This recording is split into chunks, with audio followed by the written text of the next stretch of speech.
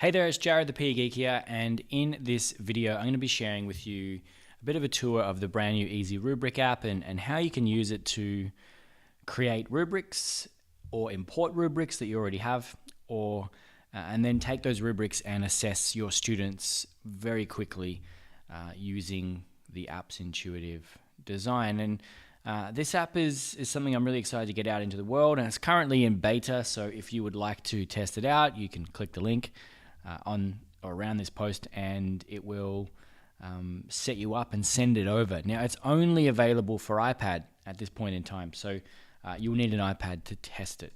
Now, the first thing worth mentioning is that when you log in, you can choose between selecting an existing rubric, which is one that is on your Google Drive, or you can create a new one manually. Now, just to show you how manual works, if I click that, I can give my rubric a name and, a subject, for example, and a year group and so forth. And then you can choose the number of assessment criteria that exists. So if I say, 5 assessment criteria, I can then move down to the column here where it's the achievement descriptors. So a 3-column, 4-column, or a 5-column layout. I'm going to stick with 3-column and hit next. And in the manual creation, you can see here that the assessment criteria are down this side and the achievement descriptors are at the top. So if I move like so, you can see the rubric on screen, and I can tap into here and I can come up with whatever that item is. And then in this box, I can do the same for the different levels. And then on the left hand side, I can actually change the weighting of the different levels, the different criterias, as you can see. So that's what happens if you want to create one manually. Obviously, you would have to go through and type in what is happening at that particular assessment criteria for a limited understanding. And then in this box here, you would do for a satisfactory understanding or outstanding, or you would just change those the descriptors at the top to suit your needs. So that's if you wanted to do it manually. But if you wanted to do this via an existing rubric, then what you can do is create a rubric using a template which you can get inside the app. So you can see here that this basic template matches what is inside of the app. If you do it manually, you can see here that at the top we have the different elements, the different standards, and the criteria down here, and then obviously the rubric name and so forth. And this rubric template needs to match exactly, and then we also have the weighting of each element. So I've gone and created this rubric, and I've downloaded the file to my Google Drive.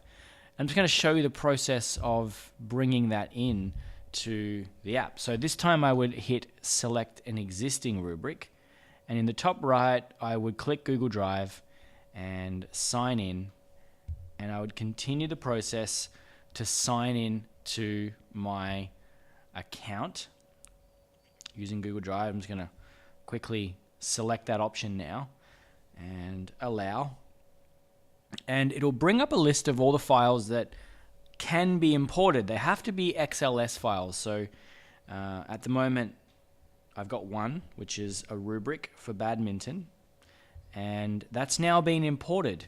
So I can click on that rubric and I can see that it matches the one that was on the Google Drive I just showed a moment ago. And at this point I can click edit, and if I wanted to, I could change these elements. I could change the weighting of each criteria as well, but I'm going to leave it as is.